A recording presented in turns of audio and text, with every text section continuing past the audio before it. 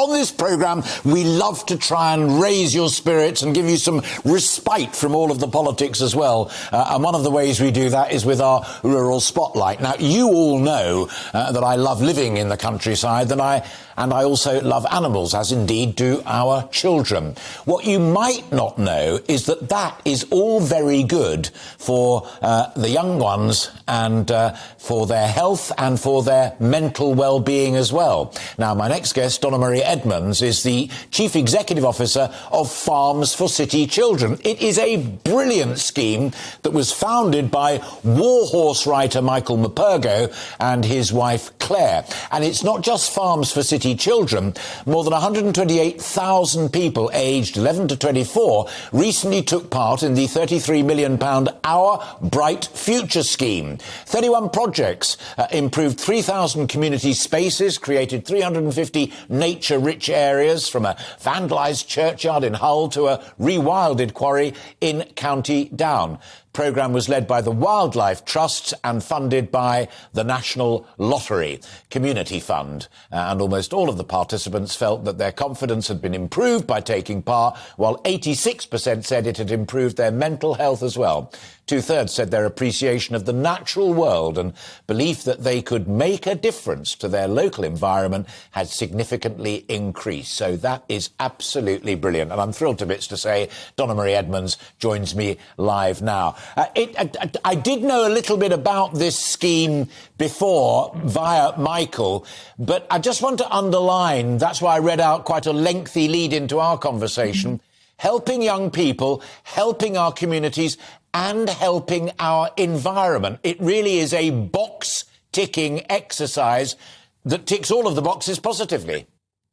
Yeah, I totally agree, Alistair. It really is. I mean, we've existed for almost 50 years now, and in that time, we've helped well over 100,000 young people engage meaningfully with the countryside, with the food that they eat, the provenance of the food that they eat, and seeing themselves as the environmental stewards of the future.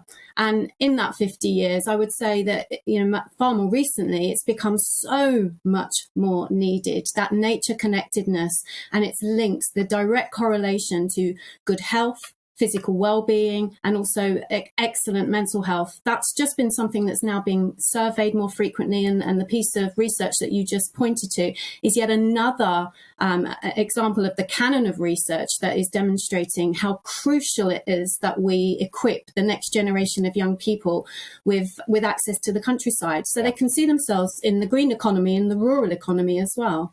A crucial bit there as well. And while you were just answering that first question, for people listening to our conversation on radio, we were showing lots of pictures of kids on farms, out in fields with animals and what have you. Because the other thing I love about this scheme is that it's not all sort of neatly dressed up and hermetically sealed. You describe it as being muck and magic. It really is. And you love the countryside. You don't come away clean. You get dirty. And we expect young people to work. They come to us. It is not a trip. It's not a novelty visit. This is an immersive, transformative, life-changing experience. They get up at 6:30 in the morning. They work till 7:30 in the evening. They come for 5 days. They do everything that our farmers do. We partner with amazing farmers that live locally to our 3 heritage sites in Pembrokeshire, Gloucestershire, and in Devon. And the children experience what it's like to be a farmer for a week. They have to do all the livestock work. They have to do all the horticultural work. They have to do all of the maintenance of the buildings and the actual farms themselves. They get fully immersed in what it's like to be working in a farm, so that they perhaps then can see their future in this kind of work. Because if you grow up in the city, if you grow up in an urban area, or even if you grow up in a rural or coastal area where you're not given immediate access to this, how do you know this is for you? If you cannot see it, you cannot be it. And so Farms for City Children exists to link young people to see their futures in this economy, in this form of work, and also within this deep commitment to environmental citizenship and stewardship and being active agents in the climate crisis. So there's all of these things that are going on really in that week where they come. But yeah, it is magic. It is transformative.